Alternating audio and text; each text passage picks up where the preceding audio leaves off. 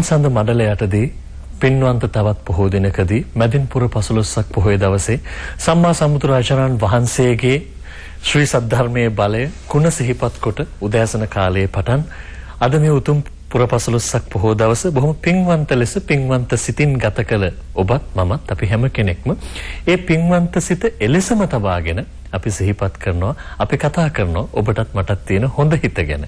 ඔබේත් මගේත් හිතේ නරක තිබෙනවා නම් නැතිනම් අපි දන්න නරක හිත ඇති අය ඉන්නවා නම් එසේ නැත්නම් අපේ හිත නරකයි කියලා අපිට හිතෙනවා නම් අපේ උත්සාහය අද සඳ මණ්ඩලයට සම්වාදින ඔබට අපේ හිත හොඳ හිතක් බවට පත් කර ගැනීමේ අවශ්‍යතාවය ඕනෑකම මොකක්ද කියන වැටහීම ලබා දෙන්න. සුපුරුදු විචිත්‍රවත් ධර්ම කතිකයන් වහන්සේ දෙනම සමගින් අද දවසේදීත් අපි අඩහෝරාවක කාලයක් ගෙවා දැම්මත් බොහෝ දුරකථන ඇමතුම් වෙනවා 0112 599 132 අපේ දුරකථන අංකයට. අපිත් එක්ක මේ වෙලාවේ සම්බන්ධ වෙලා ඉන්න මහත්තයෙක්ගේ දුරකථන ඇමතුමකින්ම අපි හිතුවා අපි මේ දෙවනි කාල සමය ආරම්භ කරන්න. තෙරුවන් සරණයි. අපිත් එක්ක මහත්තයෙක් සම්බන්ධ වෙලා ඉන්නවා. තෙරුවන් සරණයි. දුරකථන අපිත් එක්ක කෙනෙක් ඉන්නවද? තෙරුවන් සරණයි. තෙරුවන් සරණයි. හොඳයි මහත්තයා. කතා කරන්න. තෙරුවන් සරණයි. තෙරුවන් සරණයි. අපිට ඇහෙනවා ඔබ කතා කරන්න. උදේ ධම්මලෝක ආඳුර පොඩ්ඩක් සම්බන්ධ කරගන්න පුළුවන්? පුළුවන් කතා කරන්න. අපේ මහත්තයා මේ අපි දෙනමම සාකච්ඡා කරන්න ආඳුර මට දෙන ප්‍රශ්නේ ආඳුරනේ. ඔව්. හොඳ හිතක් ඇති අයට වරදින්නේ ඇයි? හොඳයි. මේ ආඳුරනේ ඔබතුමා මේ ගංගොඩවිල සෝම ආඳුරට සමාන කරන්න පුළුවන්. හොඳයි. හොඳයි සුසන්ත මහත්මයා බොහොම ස්තුතියි. මම හිතන්නේ ඒ දරුවා කිව්වේ හොඳ හිතක් ඇති අයට වරදින්නේ ඇයි කියලා. මේ කාරණා දෙකක් මෙතන තියෙන්නේ. මේ ගොඩක් අය වරද්ද ගන්නවා. ඒ කියන්නේ හොඳ හිතක් තිබීම සහ නොවරදින මගක් යෑම. මේ දෙකම තියෙන්න ඕනේ. එහෙමයි. හොඳ හිතක් විතරක් තිබිලා වරදින මගක් යෑම වරදිනවා. එහෙමයි.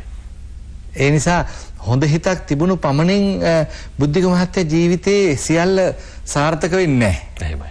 දැන් මට මතකයි එක තරුණයෙක් එක දවසක් මට ඇවිදින් කිව්වා මම මෙච්චර හොඳ දේවල් කරනවා මේ කොච්චර හොඳ දේවල් කරත් කිසි වැඩක් නැහැ. මේ ධර්මයේ කිසි වැඩක් නැහැ. එහෙමයි. පිළිගන්න බෑ.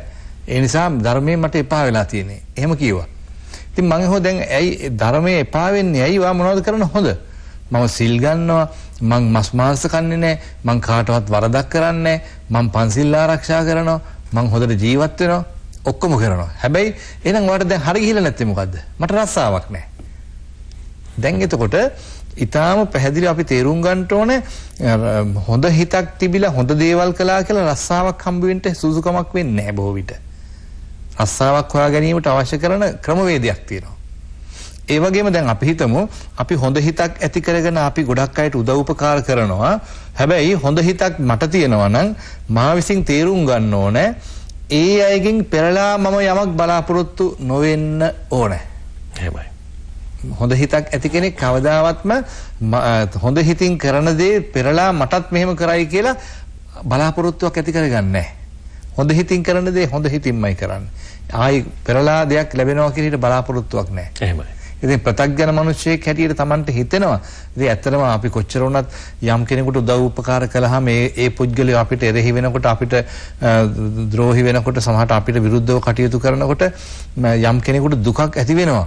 දුකක් ඇති වෙනවා. අයි මෙච්චර මෙහෙම කරලා මේ ලෝකයයි මෙච්චර මෙහෙම කුරිරු කියලා. නමුත් ඒක තමයි ලෝකේ ස්වභාවය. ඒක තේරුම් ගන්න වැඩි දුර දිග යන්න ඕනේ නැහැ.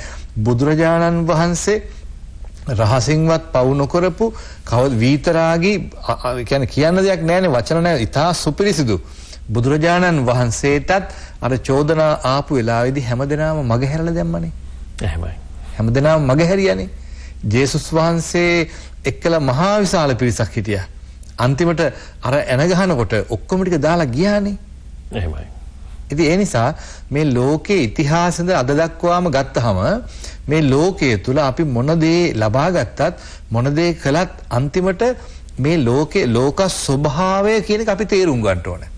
දැන් අර මම හිතන්නේ අපි ගිය පාරක් කිව්වදෝ කියලා මට මතක නෑ අර ඇලෙක්සැන්ඩර් රජුරුව ගැන. මහා ඇලෙක්සැන්ඩර් කියන්නේ ඔබතුමා මේ මෑත ඉතිහාසයේ තුල වැඩිම රාජ්‍යයන් ගණනක් පාලනය කරපු මහරජා. ඇලෙක්සැන්ඩර් තමයි ලොකුම රජා. ප්‍රධානම රජා. හැබැයි අවුරුදු 29 ජීවත් වුණේ. අවුරුදු 29 ජීවත් වුණේ. ලෝකේ වැඩිම ප්‍රමාණයක් එයා තමයි යටතට ගත්තේ. මහා ඇලෙක්සැන්ඩර් ලෙඩ වුණාට පස්සේ එයා නියෝගයක් කළා. ඒ නියෝගය කළේ මොකද්ද? මම මැරුණාට පස්සේ මගේ මල කඳ උස්සගෙන යන්න ඕනේ මට ප්‍රතිකාර කරපු වෛද්‍යවරු. මගේ මල කඳ උස්සගෙන යන්න වෙන කිසි කෙනෙකුට අල්ලන්න බෑ. ඒ දෙවෙනි නියෝගය මම මැරුණාම මගේ දේහයේ තබන පෙට්ටියේ හිල් දෙකක් හදලා අත් දෙක එළියට දාන්න ඕනේ. අත් දෙක එළියෙන් තියන්න ඕනේ. මේ ඇලෙක්සැන්ඩර් රජුරු කියපු දේ. තුන්වෙනි කාරණේ මගේ දේහයේ කොහෙද තැම්පත් කරන්නේ එතෙන්ට මම පරිහරණය කරපු සියල්ල ගේන්න ඕනේ. ඒවා ඔක්කොම ඉතා වටිනා රංග රිදී මුතුමැණික් වලින් ඔබවල හදපු දේවල් සියල්ල ගැනත් තියන්න ඕනේ. එතකොට ඇලෙක්සැන්ඩර් රජුරුවන්ගෙන් යම් කෙනෙක් නැහැ අහන්න ඇයි මේ එහෙම කියන්නේ කියලා. ඔක්කොම හරි බයයි. හැබැයි රජුරුවන්ට බොහොම හිතයිශීව ඇසුරු කරන එක්තරා අමාත්‍යවරයෙක් විමසා හිටියා ඇයි මෙහෙම ඔබ ඉල්ලීමක් කරන්න කියලා. එතකොට මහා ඇලෙක්සැන්ඩර් කිව්වා මේ කොච්චර වෙද්දු හිටියත් මේ වෛද්‍යරු හිටියත් මේ එකෙකුටවත් මාව බේරගන්න බෑ. ඒක ලෝකෙට පේන්න ඕනේ. එහෙම කිව්වා. මේ ඇලෙක්සැන්ඩර් රජුරු කියපු දේ. ඒ නිසා මේගොල්ලෝ කවුරු හිටියත් අන්තිමට මම මැරෙනවා. ඒක වළක්වන්න මේ වෛද්‍යවරුන්ට බෑ. ඒක ලෝකෙට තේරුම් යන්න ඕනේ. එහෙම කිව්වා. ඊට පස්සේ කිව්වා ලෝකෙම අල්ලපු අත් දෙක අන්තිමට හිස් අතින් යනවා කියලා පේන්න ඕනේ. ලෝකෙමත් අල්ලලා අන්තිමට හිස් අතින් යන්නේ කියලා ලෝකෙට පෙන්눔 කරන්න ඕනේ. ඊළඟට කිව්වා මම මේ පරිහරණය කරපු සියල්ල මං එතෙන්ට ගෙන්නුවේ දකින්න එක්කෙනාට හිතෙන්න ඕනේ දැනෙන්න ඕනේ මේ මොනවා එකතු කරත් අන්තිමට මේවා දාලා යනවා කියලා. බලන්න ඒක තමයි ලෝකේ ස්වභාවය. අපි අහස උසට ධන දාන්න ඉපෙව්වත් අතහැරලා දාලා යන දවසට යනවනේ. වැටහීම සහ අවබෝධය ලැබුණා මේ කාරණේ තේරුම් යනවා. මුළු ලෝකයේම අපි යටතට ගත්තත් දැන් ඒ දරුවා මං හිතන්නේ හිතේ අමාරුවකින් කීවේ මොකක් හරි Taman උදව් උපකාර කරලා Taman සේවය කරලා Tamanට පෙරලා ප්‍රති උපකාර නොලැබිච්ච නිසා ඇති වෙන කම්පාවෙන් කිව්වේ. ඉතින් එහෙම ඇත්තටම අද අපේ රටේ තරුණ දරුවෝ ඉන්නව හරියට එහෙම බොහොම වේදනාවෙන් ඉන්න, බොහොම කම්පාවෙන් ඉන්න.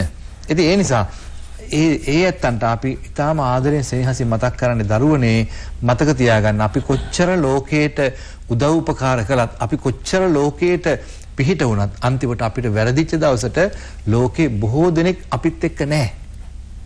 ඉතින් ඒ කාරණාව තේරුම් ගත්තාම මම හිතන්නේ 아무තු වේදනාවක් කම්පාවක් ඇති වෙන්නේ නැහැ. හොඳයි ස්වාමීනි ඔබ වහන්සේ විග්‍රහ කළ ඒ ජීවිතය පිළිබඳ ලබා ගන්න වැටහීම ජීවිත අවබෝධයත් ඒ මේ ධර්මයේ පිළිබඳව අපි ඇති කර ගන්න වැටහීම තුලින් මේ ලබා ගන්න අවබෝධයත් එක්ක ජීවිතයේදී අපිට මේ ජීවිතයේ ඇති නිස්සාර බව එහෙමත් නැත්නම් මේ ජීවිතේ තිබෙනා වූ කටුක බව අපිට වැටහෙනවා. ඒ අපිට ජීවිතයේ සත්‍ය වටහා ගන්න අවබෝධ කර ගන්න මොනතරම් මාර්ගයක් වෙනවද බුදුබණ දන්න ඔබ මේ කාරණා යලි සිහිපත් කරගනීවි කියන විග්‍රහය විස්තරය සහ අවශ්‍යතාවය අපේ හිතවල තියෙනවා. දුරකථනයේ මහත්මයක් රැඳුන ධම්මාලංකාර හාමුදුරනේ කෙටි පිළිතුරක් හරි අවශ්‍යයි කියලා මට හිතෙනවා. දැන් කලින් මහත්මයා කතා කරද්දිත් උන්වහන්සේ විග්‍රහ කරනකොටත් වැටහුණු දෙයක් සහ කියුණු දෙයක් තමයි සමාජයේ සමහරවිට තිබෙනා වූ මතවාද තුලිනුත් මිනිස්සුන්ගේ හිත නරක කරගන්නවා. සමහර මිනිස්සු කියනවා එයා හොඳ හිතක් තියෙන නම් වැඩි කාලයක් ජීවත් වෙන්න.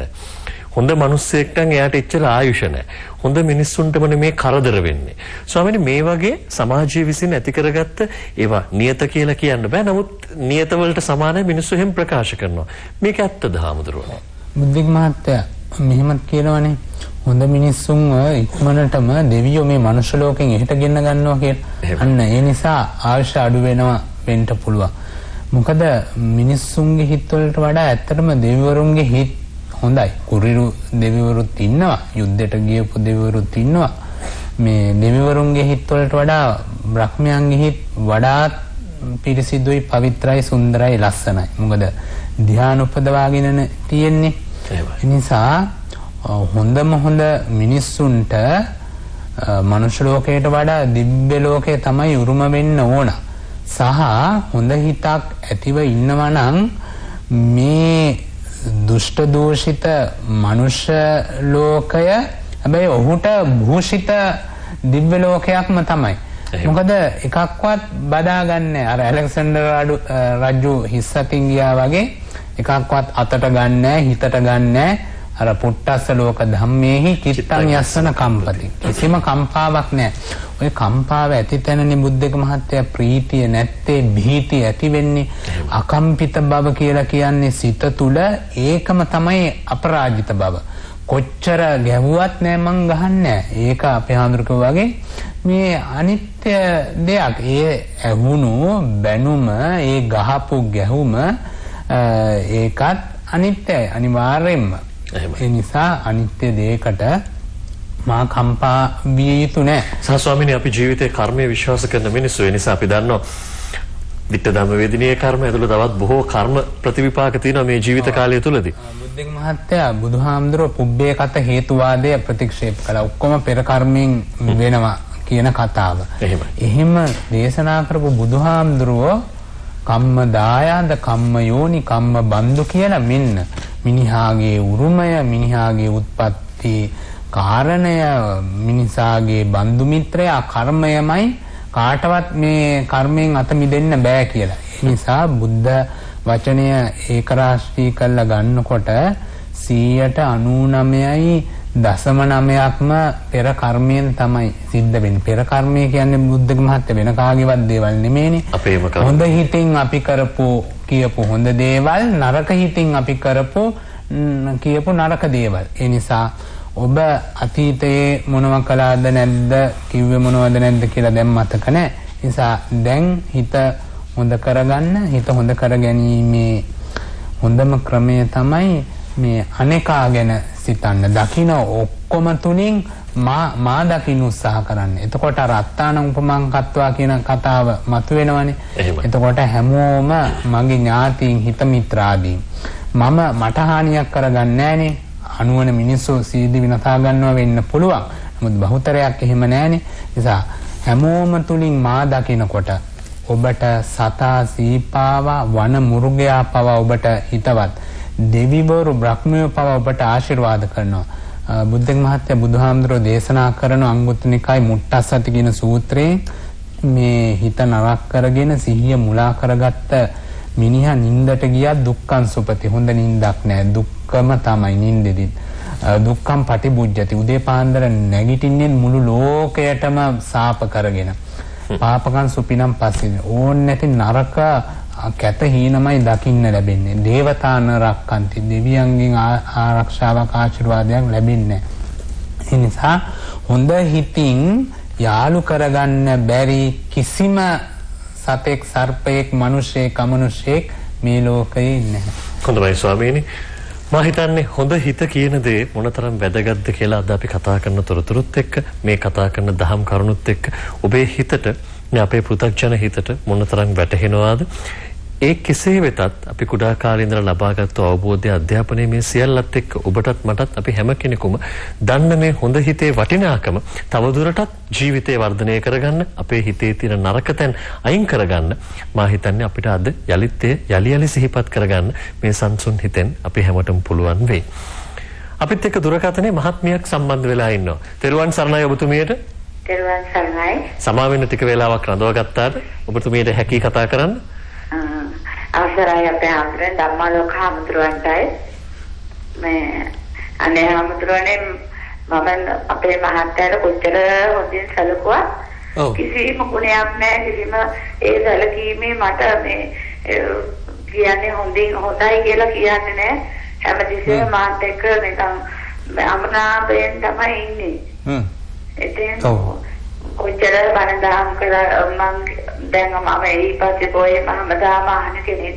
ඔව් අම්මා. ඉතින් මම එයාට කියනවා මේ වගේ දේවල් බණ වලින් අපි මේ දෙන්න ඕනේ හරි මේ කියලා ඒ කිව්වට ඒ වෙලේට විතරයි. ඊට පස්සේ කිසිම නෑ මේ කොච්චර සැලකුවත් කිසිම ගුණයක් නෑ. ඒ මං කරා කියලා කියන්නේ නෑ. ඔව් අම්මා. මේ ළඟකදී ඉඳලා තමයි ඊට ඉස්සෙල්ලා නම් එහෙම නෑ. දැන් මේ ළඟකදී ඉඳලා කොච්චර මං සුළු ව්‍යාපාරයක් කරන්නේ අපි දෙන්නම මම මහත්තයාට හැමතිස්සෙම උදව් කරනවා. ඔව්. ඉතින් ඒ වුණාට මම කිසිම නෑ උදව් කරනවා කියලා කියන්නේ නෑ. හොඳයි මහත්මිය. බොහොම ස්තුතියි ඔබතුමියට ස්වාමීනි. අනේ ඉතින් ඒ අම්මා ඇත්තටම හරි වේදනාවෙන් ඒක කිව්වේ නේද? ස්වාමීනි ඒක ඔයගේ ප්‍රශ්න බොහෝ දෙනෙක්ගෙන් අපි අහනවා ස්වාමීනි. භාර්යාව ස්වාමියෝ දෙපාර්ශ්වයම. මට හිතෙනවා මෙහෙමත් දෙයක්. ඇත්තටම මට ඒ කියනකොට දැනෙච්ච දේ තමයි දැන් අර කිව්වා මේ දැන් ටික දවසක ගමන් තමයි එහෙම තියෙන්නේ කියලා. කලින් එහෙම නැහැ කියලා. ඉස්සෙල්ලා හොඳට හිටියා කියලා. සමහර වෙලාවට දැන් මේ අපේ මේ කතා කරපු අම්මා කරපු කර්ම දෝෂයක් වෙන්නත් පුළුවන්. එහෙමයි. දැන් අපේ හාමුදුරු කිව්වා වගේ හැමදේම කර්මයෙන් සිද්ධ වෙන්නේ නැහැ. නමුත් කර්ම දෝෂයෙන් සිද්ධ වෙන දේවලුත් තියෙනවා. එහෙමයි. ඉතින් ඒ නිසා බොහෝ වෙලාවට ඒ අම්මා සංසාරගත කර්ම දෝෂයක්. එහෙම නැත්නම් යාට වෙච්ච ණයක් වෙන්න පුළුවන්. එතකොට මේ ණය ගෙවනකොට දැන් ණයක් අරගෙන ණය ගෙවනකොට ඒ ණය ගත්ත එක්කෙනා ස්තුති කරන්නේ නැහනේ. ණය දීපු එක්කෙනා ආපහු. එහෙමයි. නේද? එහෙමයි. ණය දුන්නමදිවට තව ස්තුතිත් කරපල්ලකෝ කියලා හිත යා බණේ ස්තුති කරන්න කිව්වොත්. එහෙමයි. ඉතින් ඒ නිසා අන්න ඒ වගේ සමහර වෙලාවට දැන් මහත්තයා මේ අම්මා සලකනවා නමුත් ඒ මහත්තයා ඒවා ගැන කිසිම ඇගීමක් නැත්තේ සංසාරගත ණයක් වෙන්නේ නැති මේ ගන්නව ඇත්තේ. ඉතින් එතකොට කරන්න තියෙන්නේ ඒකට කම්පා වෙන්න එපා. එහෙම ඇගීමක් නොකලා කියලා අපේ ඒ අම්මට කිසි පාඩුවක් වෙන්නේ නැහැ කවදාවත්ම. ඒ අම්මගේ හොඳ ගතිය අම්මා කවදාවත් නැති කරගන්න එපා. නැති කරගන්න එපා. ඒකෙන් ඒ අම්මාට තමන්ගේ ජීවිතේ කවදා හරි තැනකදී තමන්ට විශාල ජයක් ලැබෙනවා. ඉතින් ඒ ඇගීමක් නොකලා කියලා හිත ඒකට වැඩි කලබල වෙන්න ඕනේ නැහැ. ඇගීමක් කළත් වැඩක් නැහැ, නොකලත් වැඩක් නැහැ මේ ලෝකේ. මම ඒකට පුංචි කතාවක් කියන්නම් ඔබතුමා මේක මේ මහායාන බුදුදහමේ තියෙන සෙන් බුදුදහමේ තියෙන කතාවක්. එක හාමුදුරු මම හිතන්නේ ඔය අවුරුදු 2කට විතර ඉස්සෙල්ලා කිව්වා ඒ කතාව. මේ නියරක් දිගේ එනකොට එක මිනිස්සෙක් මේ නියරෙන් අනිත් පැත්තෙන් ඇවිදිලා මාරු වෙනකොට මේ හාමුදුරුවන්ව වෙලට තල්ලු කළා. වෙලට තල්ලු කළා වෙලේ වැටිලා මේ හාමුදුරුවගේ මඩ ගෑවුනා. ඊට පස්සේ දෙවෙනියට ආපු මිනිස්සෙක් මං කරලා ඇවිදිලා හාමුදුරුවෝ උස්සලා අරගෙන මඩ පිහදාලා මඩ සෝදලා ඇහුවා අරයාද හොඳ මමද හොඳ කියලා. කොහොමද එයා කරපු වැඩේ මම කරපු වැඩේ කොහොමද කියලා ඒ තමන් ගැන වර්ණාවක් අහගන්න තමයි එයා ඒක ඇහුවේ. ඒකම හාමුදුරුවෝ මට තමසකින් ඇති වැඩකුත් නැහැ, යාගෙන් ඇති වැඩකුත් නැහැ. එයාගේ වැඩේ එයා කළා, තමසේ වැඩේ තමසේ කළා. ඒකෙන් අදහස් කරන්නේ මේ මනස දියුණු හාමුදුරු කෙනෙක්. මේ හාමුදුරු ඒ කියන්නේ එයා කරන පාපේ එයා කරගත්තා, ඔයා කරන පින ඔයා කරගත්තා. ඒක මට මට වැඩක් නෑ ඒක. එහෙමයි. ඒකෙන් ඒ උපමාවක් එකෙන් කියන්නේ. ඉතින් ඒ වගේ දැන් අපි හැමතිස්සෙම තේරුම් ගන්න ඕනේ දේ මොකද්ද? ඔබ කරන දේ ඔබට, මම කරන දේ මට. මම කරන දේ කවුරුවත් කිව්වා කියලා ඔක හඬ නගා කිව්වත්, කෑග ගහ කිව්වත්, රහසෙන් කිව්වත්, නොකියා හිටියත් මම කරන දේ හරිනම් ඒ හරි දේ හොඳ දේ මට යහපතක් වෙනවා. හැබැයි අපි අපේ තියෙන ප්‍රත්‍යඥ දෝෂයක් තමයි අපි බලාපොරොත්තු වෙනවා යම් හොඳ දෙයක් කළාම ඒක ඇගීමක් වෙයි. එහෙමයි. දැන් සමහර වෙලාවට අපි හරියට දොස් කියනවා මෙච්චර දෙයක් කරලත් කිසි වචනකින්වත් මේ ඒ ගැන කතා කළේ නැහනේ කියලා සමහරට අපිට දැනෙනවා. දැන් මට මතකයි ඉස්සෙල්ලා අර දායක මහත්තයෙක් සෝමහාඳුරු ගැනත් මතක් කරපු නිසා මේ සිදුවීමක් මතක් කරන්න එක පන්සලක සෝමහාඳුරු තමයි මේ පින්කමට වැඩි. ඒ පන්සලේ විශාල පින්කමක් බුද්ධික මහත්තයා. ඒ පින්කම තියෙන්නේ මොනවටද? ඒ පන්සලේ විශාල දියුණුවක් ඇති වෙලා විවෘත කිරීම රාශියක්. එකක් තමයි බෝධීන් වහන්සේ වටා රන් වැටක් හදලා ඒ රන් වැට විවෘත කිරීම. තව එකක් තමයි ලස්සන තොරණක් හදලා ඒ තොරණ විවෘත කිරීම. තව එකක් තමයි ඒ තොරණට ගේට්ටුවක් දාලා ඒ ගේට්ටුව විවෘත කිරීම. ඒ වගේ ගොඩක් එක එක්කෙනා ඒවට දායකත්වයෙන් අරගෙන. දැන් හාමුදුරුවෝ මේන් වැඩියෙන්ම කැමති වැඩිය තමයි රන් වැට දාපු එක බෝධීන් වහන්සේගේ. ඉතින් මේ උත්සවයේදී අනිත් ඒවා ගැන කිසි කතාවක් නැහැ. හාමුදුරුවෝ රන් වැට ගැනම වර්ණනා කරනවා. දැන් හාමුදුරුවෝ වැඩියෙන් ආසයි කෙන එක. එහෙමයි. හාමුදුරුවෝ රන් වැට ගැනම කියනවා. ඉතින් ගේට්ටුව දාපු එක්කෙනා ගැන වචනයක් නැහැ. කතාවක් නැහැ. එහෙමයි. ඉතින් ඒ පින්කම ඉවර වුණා. හැබැයි එදා රෑ සතපිලාව පහවදා උදේ වන්නකොට ගේට්ටුව නැහැ. මොකද ඒ දායක මහත්තයා කල්පනා කළා මේ මගේ ගේට්ටුව ගැන මොකක්වත් කිව්වේ නැහැ. හාමුදුරුවන්ට ඕනේ නැති හින්දානේ ගේට්ටුව කියලා කෙනෙක් ගලවන් ගියා. රෑ. ඉතින් ඒ මොකද හේතුව අපි හැමතිස්සෙම බලාපොරොත්තු වෙනවා අපි යම් දෙයක් කළාම මේක කියයි. ඒක කියවයි කියලා. ඇත්ත වශයෙන්ම මම ඒ ගැන මට එක පැත්තකින් හරිය සතුටක් තියෙනවා බුද්ධික මහත්තයා මගේ ජීවිතේ මගේ දායකයෝ ගැන. මගේ දායකයෝ කියලා කියන්නත් හොඳ නෑ ඒක මමත්වේ. නමුත් සම්මුති වශයෙන් ගත්තාම එහෙම කියනවනේ. දැන් අද අමාදාහාර වැඩසටහන උදේ ඉඳලා තිබුණා. ඉතින් ওই උදේ තිබිච්ච ධර්ම දේශනාව, ওই ධර්ම සාකච්ඡා හැම එකම දායකත්වයෙන් අපේ දායකයෝ බාර අරන් හිටියා. හැබැයි අපි කාගේවත් නමක් කිව්වේ නෑ. අපි පරිස්කාර පූජා කළා. ඉතින් අපි ඒ කටයුතු කළා ඒ හාමුදුරුවන්ට වැඩි අයට ආපු අයට. නමුත් අපි නමක් කවදාවත් කිව්වේ නෑ. ඒ දායකයෝ ඔක්කොම කියන්නේ අම්මෝ නම කියන්න එපා. අපිව ටීවී එකේ පෙන්වන්න උත්සාහ කරන්න එපා. අපිට පාඩුවේ පින්කම කරගන්න දෙන්න. එහෙමයි. ඉතින් ඒක නිසා බුද්ධික මහත්තයා අපි පුරුදු වෙන්න ඕනේ අපේ ජීවිතේ මම මහත්යට සලකන එක හරි මහත්යගෙන් වර්ණාවක් බලාපොරොත්තු වෙන්න ඕනේ නැහැ. මහත්ය වර්ණා කරනවා නම් ඒක බෝනස් එකක්. එහෙමයි ස්වාමීනි. ඒ වගේම ස්වාමි භාර්යාවට මොනවා හරි තෑගි භෝග දෙනවා නම් ඒ භාර්යාවට හැටියට මම තමන් තෑගි භෝග දෙනවා. ඒවාට අගීමක් කරනවා නම් භාර්යාව ඒක විශේෂත්වයක්. හැබැයි එහෙම නොකලා කියලා පාඩුවක් ඇති කරගන්න හොඳ නැහැ. එහෙමයි. හොඳයි ස්වාමීනි. දුරකථනයේ තවත් කෙනෙක් රැඳුණා. අපිත් එක්ක ඒ කතා බහ කරන අතර වාරයේදී. තෙරුවන් සරණයි මහත්මයා ඔබට. තෙරුවන් සරණයි මහත්මයා. හොඳයි. අහන්න ඔබතුමාගේ ප්‍රශ්නය. හාමුදුරනේ අපි අවසරයි හාමුදුරනේ. ඔව් වගේ ධම්මලක හාමුදුරනේ මේ හාමුදුරනේ අපේ ගෙදර කල්ලපු ගෙදර මේ කටි අපිට කිරිපෙණි වගේ තමයි ඉන්නේ. ඔව්. ඉතින් අන්තිමට මේ හාමුදුරනේ ඒගොල්ලෝ අපි කොඩියක් කරයි කියලා දැන් චෝදනාවක් දාගෙන අපිත් එක්ක දැන් ගොඩාක් විරසපෑ. මේ අපි කවදාකවත් එහෙම හිතපු දෙයක්වත් නෙමෙයි. ගමේ මිනිස්සු ඔක්කොම දන්නවා අන්තිමට තමයි අපේ වයිෆ් අහලා තියෙනවා මේ ඇයි ඔයගොල්ලෝ අපිත් එක්ක කතා කරන්නේ නැති කියලා. ඊට පස්සේ කියලා තියෙනවා මේ ඔයගොල්ලෝ අපිට පොඩි ඉර කරන්නේ. ඉතින් හාමුදුරනේ මේ වැඩි කාලයක් යන්න ගිහින් නැහැ ඒගොල්ලොත් එක්ක ඉබේටම පරිසම්පත මම හිතන්නේ මේ දැන් කරුණේ කියන එක නම් මම හිතන්නේ පරක්කු නෑ වගේ කලින් වෙනවා වගේ මේ ඊපෙරේද අපේ ගංජා වගේ තියෙන ගෙදර අහුවෙලා ඒගොල්ලෝ මේ වුණා. ඉතින් මේ මම නම් කිව්වේ ඒගොල්ලෝ කවදාකවත් ඒක කරන්නේ නැහැ. මම දන්නේ ඉතින් ඇත්තම කරන්නේ කවුරු හරි ගෙනත් තියලා. ඉතින් මම හිතුවා අපි දැන් ඒකට අපි කියලා සැකේටන් ඉන්නවත් දන්නේ නැහැ කියලා. අන්තිමට නම් ගියාම ඒක ඔක්කොකට ඇවිල්ලා තියෙන්නේ. ඔක්කොම එක මාත් වෙලා. ඉතින් ඔහොමයි වැඩේ කරත්තේ. අපි සෑහෙන ඒකන කලකිරීම තමයි. ඔව්. දායක මහත්තයා ඉතින් ස්වාමීනි බොහොම ස්තුතියි. බුද්ධික මහත්තයා කෙනෙක් සමග හොඳ හිතින් හොඳ වචනයෙන් හොඳ ජීවිතයක් ගෙවන එක හරිම අමාරුයි. සමහර විට අපි කොච්චර හොඳ වුණත් අපේ නරකක් අපේ ඇදවැටීමක් අපේක්ෂා කරන අය මේ ලෝකේ ගොඩයි. බුදුහාමුදුරන්ගේ බුද්ධත්වය පැහැර අරගෙන මමයි බුදුන් කියලා කියන්න උත්සාහ කරපු චරිතයක් ගැනත් අපි හොඳාකාරවම දන්නවනේ. ඒ නිසා බුදුහාමුදුරන්ට එරෙහි වූ පිරිසක් බුදුහාමුදුරුවෝ මහා කාරුණික වුණත් බුදුහාමුදුරුවන්ට අකාරුණික වූ පිරිසකුත් මේ ලෝකේ ඉන්නවා නම් අපිට කියන්න වෙන්නේ ඉතින් බුදුහාමුදුරුවන්ටත් අනුන්ගේ මෛත්‍රිය අවශ්‍යයි කියලා.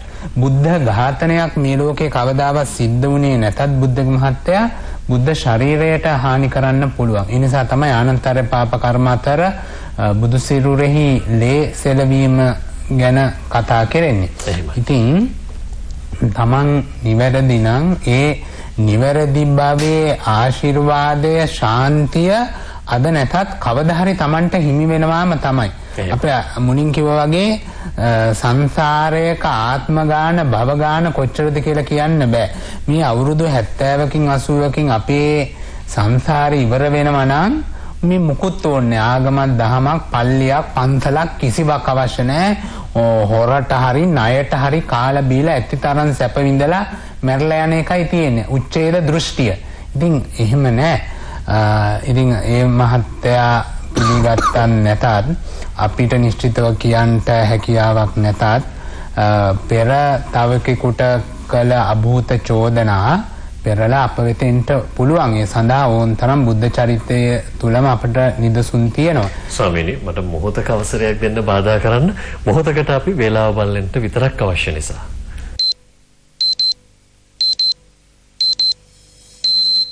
උසස්ම තත්ත්වය සහතික කර මගේ දරුවන්ට ඇංක නිසක පෝෂණය. හොඳයි සමාවෙන්න හාමුදුරනේ ඔබ වහන්සේගේ විග්‍රහය. ඒ නිසා බුද්ධික මහත්තයා අනුන්ගෙන් එල්ලවන චෝදනාවලට අප පෙරලා චෝදනා එල්ල කළ යුතු නෑ. අප නිවැරදි නම්. ඒ වගේම හාමුදුරනේ ධම්මලෝක හාමුදුරුවෝ බැනමින් විග්‍රහ කළා කවුරු කොයිතරම් නිර්පරාධී චෝදනා කළත් අපි ඒ වරද කරලා නැත්නම් අපිට පශ්චාත්තාවයක්වත් අපි හිත දියුණු කරපු මිනිස්සු නම් අපිට පශ්චාත්තාවයක් කනගාටුවක් දැනෙන්නේ නැහැ. යම් කාලයකදී අපි ඒ වරද නොකළ බව ලෝකෙම දැනගන්න බොහෝ දුරට ඉඩ තියෙනවා. හිත දියුණු කරලා නැහැ කියන්නේ බුද්ධික මහත්තයා කම්පිත වෙනවා කියන එකනේ. එතෙන්දී බීතිය, ශෝකය, සංතාපය අනිවාර්යයි. ඉතින් දැන් බුදුදහම තියෙන්නේ හිත හදන්නම කියලා අපි කිව්වනේ. නිසා විවිධ පැති වලින් කල්පනා කරලා නිന്ദා, අපහාස, අභූත චෝදනා විඳපු වැදගත් උත්තමයෝ රාජ්‍ය නායකයෝ ආදර්ශවත් චරිත ගැන හිතලා හිත හදා ගැනීමමයි තියෙන්නේ. අර අයට ඇහෙන්න නොකිව්වත් දැනෙන්න නොකලත් තමන් නැති තැන හෝ ඔවුන්ට මෙත්සිතක් ඇති කර ගැනීමම තමයි ඒ මොහොතට විසඳුම නොවුනත් මේ සංසාරෙට විසඳුම. මම හිතන්නේ අපි හැමෝටම ඉතා වැදගත් කාරණයක් කියවන අපේ ජීවිතවලට වටින කාරණයක් මම විශ්වාස කරනවා. අපිට ජීවිතේ උන්වහන්සේ කිව්වෙත් අපිට ප්‍රශ්නයක් මතුවනහම අපිට සාපේක්ෂව බලන්න හැකිනම් අපේ හාමුදුරනේ අපිට හැකියාව තියෙනවා ඕනෑම කාරණයක බරපතලකම වගකීම වටහා ගන්නට. අපිට ගැටලුවක් ප්‍රශ්නයක් ඇතුණු වෙලාවකදී චෝදනාවක් ලැබුවහම උන්වහන්සේ කිව්වා වගේ අපි හිතුවොත් ඊට වඩා ලක්ෂ වාරයක් දහස් වාරයක් චෝදනාවට ලක් වුණොයි ඊට වඩා ලක්ෂ වාරයක් දහස් වාරයක් චෝදනාවට ලක් වුණොයි හිත නරක කරගන්නේ නැතිව ජීවිතයේ දිනු හැටි ජීවිතේ ජයග්‍රහණය කළ හැටි උපේක්ෂාවෙන් ජීවිතය ගෙනගින හැටි මම හිතන්නේ ඔබ මම වගේ මේ පෘථග්ජන මිනිස්සුන්ට ජීවිතේ තවදුරටත් හදාගන්න හොඳ කාරණයක් බවට පත් වෙවි. ඒක මතක් කරනවා ඔබට අලිත් වතාවක් 0112 599 132 අපේ දුරකථන අංකය අද විවෘතයි ඔබට සඳමඩලට සමවැදින්න. ඉතා දැහැමි සිතින් මේ පින්වන්ත රාත්‍රියේ පොහොය දවස ගෙවී යන්නට තවත් හෝරාවකටත් අඩු කාලයක් තිබුණත් අපි මේ ගෙවී යන අවසන් හෝරාවෙත් අඩ හෝරාවකට වැඩි කාලයක් ඔබත් එක්ක රැඳෙමින් ඔබේ සිතට ඔබේ මනසට ඔබේ ජීවිතයට අලුත් යමක් එකතු කරන උන්වහන්සේලාගේ දැනුමින් පෝෂණය. ඒ නිසා ඔබේ දැහැමි සිතෙන් සංසුන් සිතෙන් අපිත් එක්ක රැඳෙන්න සඳමඩලට සමවදින්න තව මොහොතක විරාමයෙන් පස්සේ